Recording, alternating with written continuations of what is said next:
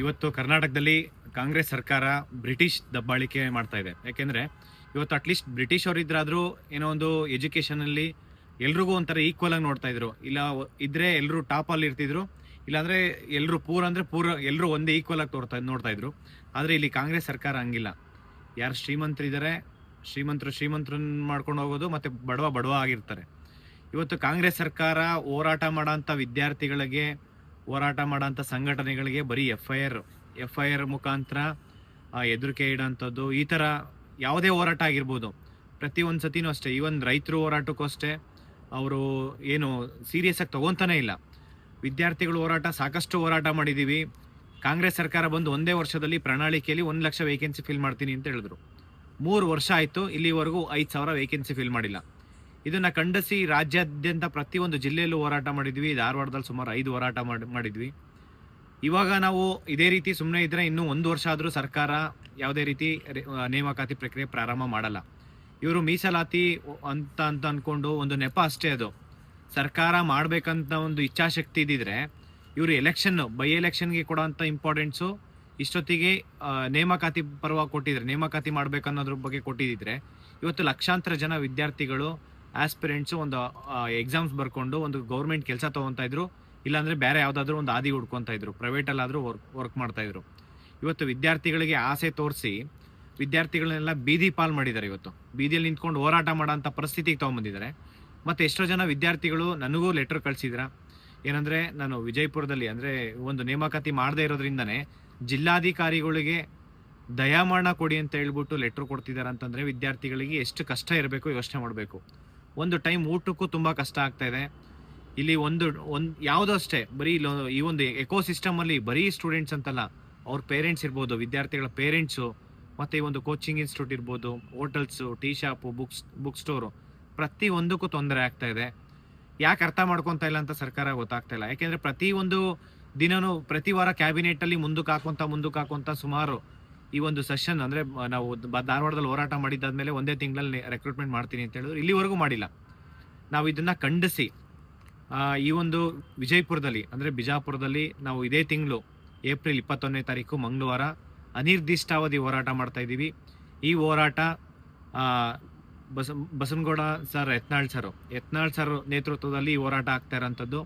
ಎಲ್ಲ ಸ್ಟೂಡೆಂಟ್ಸು ಈ ಒಂದು ಹೋರಾಟಕ್ಕೆ ಬರಲೇಬೇಕು. ಯಾಕೆ ಅಂತಂದರೆ ಈ ಹೋರಾಟ ತುಂಬ ಇಂಪಾರ್ಟೆಂಟು.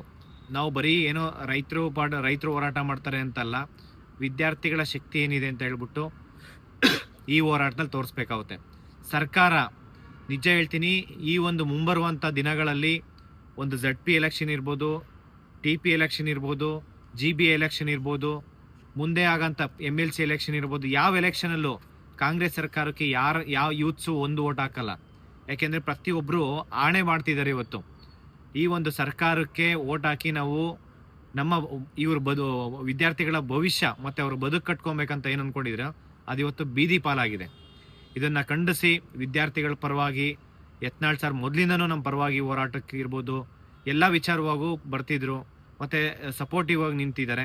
ಅದೇ ರೀತಿ ಇವತ್ತು ವಿದ್ಯಾರ್ಥಿಗಳ ಕಷ್ಟಗಳಿಗೆ ಸ್ಪಂದಿಸಿ ಇವತ್ತು ಹೋರಾಟದ ನೇತೃತ್ವ ತಗೊಂಡು ಈ ಒಂದು ವಿಜಯಪುರದಲ್ಲಿ ಹೋರಾಟ ಮಾಡ್ತಾ ಇರ್ತಿದ್ದೀವಿ 21ನೇ ತಾರೀಕು.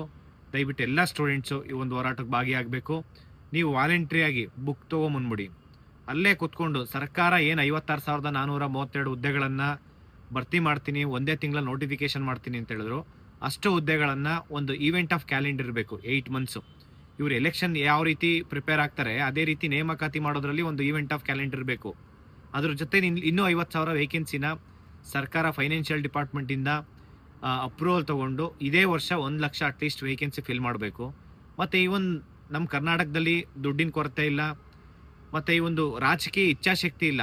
ಅಂದರೆ ಈ ಒಂದು ಖಾಲಿ ಹುದ್ದೆಗಳದು ಸುಮಾರು 3,84,000 ಖಾಲಿ ಹುದ್ದೆ ಇದೆ, ಇನ್ಕ್ಲೂಡಿಂಗ್ ಬೋರ್ಡ್ ಆ್ಯಂಡ್ ಕಾರ್ಪೊರೇಟು ಎಲ್ಲ ಸೇರಿಕೊಂಡ್ರೆ ಸುಮಾರು 3,84,000 ಖಾಲಿ ಹುದ್ದೆ ಇದೆ.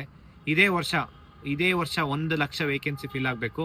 ಮತ್ತು KPSCಲಿ ಪ್ರತಿಯೊಂದು ಎಕ್ಸಾಮ್ಸಲ್ಲೂ KS ಇರ್ಬೋದು, PDO, CTI, FDA, ST ಎಲ್ಲ ಎಕ್ಸಾಮ್ಸಲ್ಲೂ ಸ್ಕ್ಯಾಮ್ ಆಗಿದೆ. KPSC ಮುಂಬರುವಂಥ ಯಾವ ನೋಟಿಫಿಕೇಶನ್ ಕೊಡಬಾರ್ದು. ಈಗ ಆಗಿರೋಂಥ ಎಕ್ಸಾಮ್ಸು ಪ್ರತಿಯೊಂದಕ್ಕೂ CBI ಎನ್ಕ್ವೈರಿ ಆಗಬೇಕು. ಇದರಲ್ಲಿ ರಾಜಕೀಯ ವ್ಯಕ್ತಿಗಳಿದ್ದಾರೆ, ಮಧ್ಯವರ್ತಿಗಳಿದ್ದಾರೆ, ಸರ್ಕಾರಿ ಅಧಿಕಾರಿಗಳಿದ್ದಾರೆ, KPSC ಮೆಂಬರ್ಸ್ ಇದ್ದಾರೆ, ಇವರೆಲ್ರಿಗೂ ಶಿಕ್ಷೆ ಆಗಬೇಕು. ಇದ್ರ ಪರವಾಗಿ ಈ ಒಂದು ಹೋರಾಟ ಮಾಡ್ತಾ ಇರೋಂಥದ್ದು. ಎಲ್ಲರೂ ವಿದ್ಯಾರ್ಥಿಗಳು ಇದು ಕೊನೆ ಹೋರಾಟ. ಯಾಕೆಂದ್ರೆ ನಾನು ಮೊದಲಿಂದಾನೇ ಹೇಳ್ತಾ ಇದ್ದೆ, ಸರ್ಕಾರಕ್ಕೆ ಮೊನ್ನೆಯಿಂದ ಹೇಳ್ತಾ ಇದ್ವಿ, ನಿನ್ನೆ ಡಿಸಿಷನ್ ತಗೊಂತೀರಾ ಅಂತ ತಗೊಂಡಿಲ್ಲ, ಇದು ಕೊನೆ ಎಚ್ಚರಿಕೆ ಅಂತ ಹೇಳಿ. ಬಟ್ ಸರ್ಕಾರ ಡಿಸೈಡ್ ಮಾಡಿಲ್ಲ. ಇದು ಅನಿವಾರ್ಯ. ವಿದ್ಯಾರ್ಥಿಗಳು ಅನಿರ್ದಿಷ್ಟಾವಧಿ ಹೋರಾಟ ಮಾಡೋವಂಥದ್ದು ಇವತ್ತು ಅನಿವಾರ್ಯ ಆಗಿದೆ.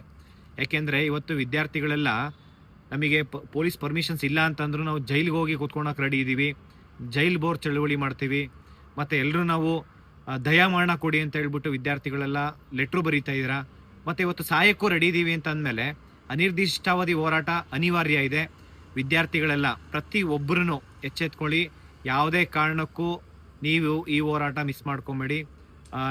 ನಮ್ಮ ಪರವಾಗಿ ಈ ಒಂದು ಹೋರಾಟ ಯತ್ನಾಳ್ ಸರ್ ಅಂದರೆ ಬಸನಗೌಡ ಯತ್ನಾಳ್ ಸರ್ ಅವ್ರ ನೇತೃತ್ವದಲ್ಲಿ ಹೋರಾಟ ಆಗೋಂಥದ್ದು. ಎಲ್ಲ ಸ್ಟೂಡೆಂಟ್ಸು ಇರ್ರೆಸ್ಪೆಕ್ಟಿವ್ ಎಲ್ಲೇ ಇರಲಿ, ಯಾವುದೇ ಒಂದು ಡಿಸ್ಟಿಕ್ ಇರ್ಬೋದು, ಎಲ್ಲ ಡಿಸ್ಟಿಕ್ಕಿಂದ ಈ ಹೋರಾಟಕ್ಕೆ ಭಾಗವಹಿಸಿ ಈ ಹೋರಾಟ ಯಶಸ್ವಿ ಆಗಬೇಕು. ಸರ್ಕಾರ ಈ ಹೋರಾಟ ತುಂಬ ಸೀರಿಯಸ್ ಆಗಿ ತೊಗೊಳ್ಳಿ, ಗಂಭೀರವಾಗಿ ತೊಗೊಳ್ಳಿ. ಅದಕ್ಕೆ ಮುಂಚೆ ನೀವೇನೇನು ಪ್ಲ್ಯಾನ್ ಮಾಡ್ಕೊಂಡಿದ್ದೀರಾ, ನೀವು ಕಮಿಟಿ ಮಾಡ್ಕೊಂಡು 24ನೇ ತಾರೀಕು ಸುಮ್ಮನೆ ಹಿಂಗೆ ಕಾಲಹರಣ ಮಾಡ್ಕೊಳಕ್ಕೆ ಹೋಗ್ಬೇಡಿ. ನೀವಂತೂ ಭ್ರಷ್ಟಾಚಾರದಲ್ಲಿ ಮುಳುಗ್ಬಿಟ್ಟಿದ್ದೀರಾ. ವಿದ್ಯಾರ್ಥಿಗಳ ಬದುಕನ್ನು ಇವತ್ತು ರೋಡಿಗೆ ತೊಗೊಂಬಂದಿದ್ದೀರಾ. ಇದೇ ರೀತಿ ಆದರೆ ನೀವೇನಾದರೂ ಪ್ರತಿಭಟನೆ ಹತ್ತಿಕ್ಕಂಥ ಕೆಲಸ ಮಾಡಿದ್ರೆ ಎಲ್ಲ ವಿದ್ಯಾರ್ಥಿಗಳು ವಿಧಾನಸೌಧ ಮುತ್ತಿಗೆ ಹಾಕ್ತಾರೆ. ಮತ್ತು ಮಿನಿಸ್ಟರು, ಸಚಿವರು ನಿಮ್ಮ ಮನೆ ಮುಂದೆ ಪ್ರತಿಭಟನೆ ಮಾಡಬೇಕಾಗುತ್ತೆ. ಮಾನ್ಯ ಮುಖ್ಯಮಂತ್ರಿ ಸಿದ್ದರಾಮಯ್ಯ ಸರ್ ನಿಮ್ಮ ಮನೆ ಮುಂದೆ ಪ್ರತಿಭಟನೆ ಮಾಡಬೇಕಾಗುತ್ತೆ. ಯಾವುದೇ ಕಾರಣಕ್ಕೂ ವಿದ್ಯಾರ್ಥಿಗಳ ಪ್ರತಿಭಟನೆನ, ಇದು ಮೂಲಭೂತ ಹಕ್ಕು, ಫಂಡಮೆಂಟಲ್ ರೈಟ್ಸು. ನಿಮಗೆ ಗೊತ್ತಿಲ್ಲ ಅಂತಂದರೆ ಒಂದು ಸತಿ ಕಾನ್ಸ್ಟಿಟ್ಯೂಷನ್ ತಿಳ್ಕೊಳ್ಳಿ. ನಿಮಗೆ ಇಂಟಿಮೇಷನ್ ಮಾಡಬೇಕಾಗಿರೋದಷ್ಟೇ, ನಿಮಗೆ ಪರ್ಮಿಷನ್ಸು ಕೇಳಂಗಿಲ್ಲ. ಈ ರೀತಿ ನಾವು ನೋಡೋಕೆ ಹೋದರೆ ಪ್ರತಿಭಟನೆ ಮಾಡಬೇಕಂತಂದಾದರೆ ಇದು ಫಂಡಮೆಂಟಲ್ ರೈಟ್ಸು. ಈಗ ರೈಟ್ ಟು ಬ್ರೀತ್ ಅಂತ ಇದೆ. ನಿಮಗೆ ಏನು ಉಸಿರಾಡಬೇಕಾದ್ರೂ ನಿಮಗೆ ಕೇಳ್ಬಿಟ್ಟು ನಾವು ಉಸಿರಾಡಬೇಕಂತ ಇಲ್ಲ. ಅದೇ ರೀತಿ ಹೋರಾಟನೂ ಅಷ್ಟೇ, ಇದು ನಮ್ಮ ಮೂಲಭೂತ ಹಕ್ಕು.